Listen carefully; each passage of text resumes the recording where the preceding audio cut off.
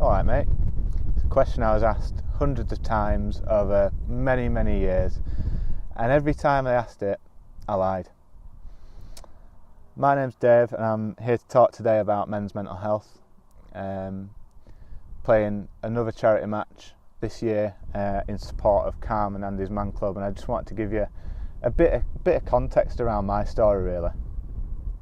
So I suffered from depression and anxiety and mental illness probably for about 4 years before 2016. I still suffer now, to be honest with you, but it's not nearly as bad. And I say I suffered for about 4 years, and I'd wake up every day and have to physically roll myself out of bed because I couldn't kind of face the day. I couldn't drag myself out of bed. I would come home and I'd scream into pillows with frustration, sobbing into pillows and screaming at the top of my lungs. I would want to drive into walls on my morning commute, because then that would mean that those thoughts might stop, or I wouldn't have to face the day. I even wanted to step in front of trains, because then again it would stop, the thoughts would stop. I just wouldn't have to face the day. I wouldn't have to deal with those things that were going round and round in my mind that couldn't escape. I didn't want to be a burden to anyone, and I felt that I had to be strong for people, because if I wasn't strong, then how could they rely on me?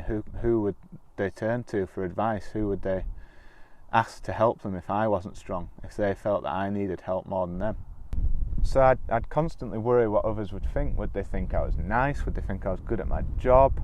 And it was one of those things where you can't, it's not like being sad. It isn't like feeling a bit of anxiousness when you go into a job interview or anything like that. It is literally debilitating. You cannot face the day. You cannot face those things that you're going to do, whether that's job or family or relationships. Anything can cause it. It's just one of those things where you don't feel able to deal with those things.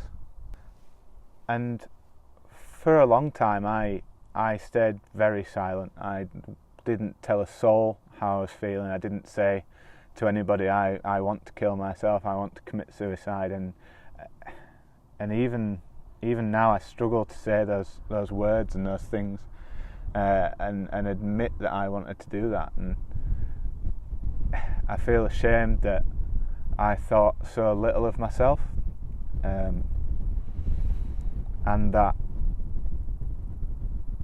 I couldn't go to anyone and talk about that, and that's really upsetting, and it shouldn't have to be like that. It is an illness. It's, you might not be able to see it at first, but it's very, very serious. And us blokes, we tell the world when we've got man flu. We tell the world how bad our pain is for the man flu. You need paracetamol and bed rest and Lucozade. And yet, when we're suffering from something like depression or anxiety, where the consequences are immensely more serious, and we stay silent, and that has to change. It has to change. We cannot continue to be in a world where 3 in 4 suicides are men, where if you look around you right now and you see a man aged 18, 16, 13 to 45, you see that man, he's most likely to die by taking his own life, and that has to change. And that is why we're doing this year. It's why, as hard as it is, I'm wanting to tell you my story, because probably those watching this, you wouldn't know. I've never told a soul. You wouldn't realise I was anything other than the happy go grumpy guy that I normally am, and yet for years I suffered in silence, and the the battle was in my head, but nobody could get in there.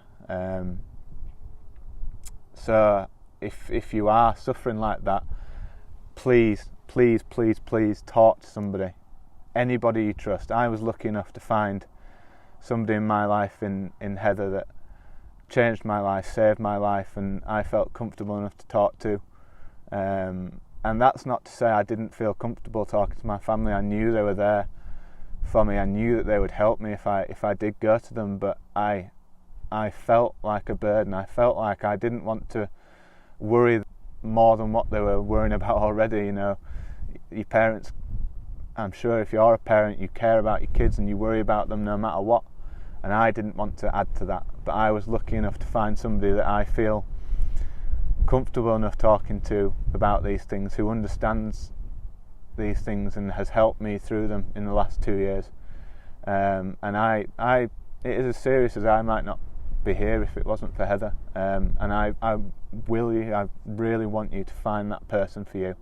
It can be a friend, it could be a family member, a doctor, a teacher, a colleague, anyone. But just please find that person. And if you want to talk to somebody, please don't text them, don't message them. Please talk to them, ring them, see them in person, go and do the stuff you'd normally do, and just talk to them about it, because they'll be there for you and they'll help you. And so this year for the match, we're supporting 2 absolutely fantastic charities. The first one is CALM, that's the Campaign Against Living Miserably. So they're an organisation who are aiming to reduce male suicide, and they have a hotline that is open from 5 p.m. to midnight every night, available for people to ring up if they need some support or just need to talk to somebody, and they do fantastic work. And if you need some help and don't feel comfortable talking to somebody close to you, please ring that hotline, and they will help you. The second is a charity called Andy's Man Club. So they're a growing charity, basically set up by an ex-rugby league player in Halifax called Luke Ambler, and they have created groups around the UK that men can go and chat to other like-minded men who are suffering, and it's a place where men can feel safe in talking about their issues and everything like that. So really 2 very good charities that we're helping. So the aim of the Match 2018 is kind of twofold as well. So obviously we want to raise as much money as we can for these amazing charities, because they do amazing work and they help a lot of men and women who are suffering or know somebody who's suffering. But kind of secondly, and almost thirdly in a way, we want to break down the stigma of men's mental health. So I've felt it too. If you're a bloke, you've probably felt it. You don't admit these things because you don't want to feel weak, you don't want to feel as if you can't cope. You're supposed to be manly and macho and all that bullshit bravado, and to be honest with you, it's total bollocks. I'm going to be brutally honest with you, it's absolute bollocks, because all you're doing is causing those battles in your own head, and it needs to stop. This whole stigma around mental health needs to stop for blokes, because it's why the suicide rate is so high. It's why so many blokes feel this way. It's why they don't go and get the help they need, because of this stigma. And you know, I felt it too, and that's why it took me a long time to open up about these things, and hopefully by me opening up and sharing my story, it will help others not feel alone and know that, you know, it's okay to talk, it's okay to share these feelings. And I'm not doing it for praise or anything like that. I'm doing it to show that it helps and that it can be okay and that it will be okay, and other people can often give you a different point of view that you'd never even thought of, and it will really help you understand and rationalise these thoughts and help yourself. So it's kind of taken me a long time to pluck up the courage to film this and write these things, and I hope that it helps some of you. And I hope that by sharing my story we can raise awareness of the Match 2018 and raise money for these great causes and help even more people. I have to say the lads have been fantastic so far in getting involved. I've made them do photo shoots, Sky Sports style and challenge videos where they're made to look fools, but they've thrown themselves into it, and I'm certain that we can raise a lot of money and try and beat last year's total of over $4,500. We're going to be filming, or have filmed, a lot of football content already. There's interviews that we've done with mental health professionals, with other people who have suffered from mental health illness, that are inspiring and brilliant reads, so I really encourage you to read those. And more than anything, if there's one thing I want you to take away from this video, it's that it's okay to talk. Please, if you're feeling anxious, depressed, down, anything, even a little bit, just talk to somebody about it, because that will stop it snowballing into something bigger. I mean, bloody hell, if you want to message me, you can do. That's absolutely fine. I'm all ears. But until next time, thank you for listening to me ramble on for a few minutes about my story, and please, anything you can donate, head to 1440blog.co.uk, check out our social media, the match 2018, and please, I'm going to put a link down there in the description, and also where you can donate. So we've got text to donate this year, which is brilliant. It means you don't have to do anything. It's a text the number and a code, and it's done.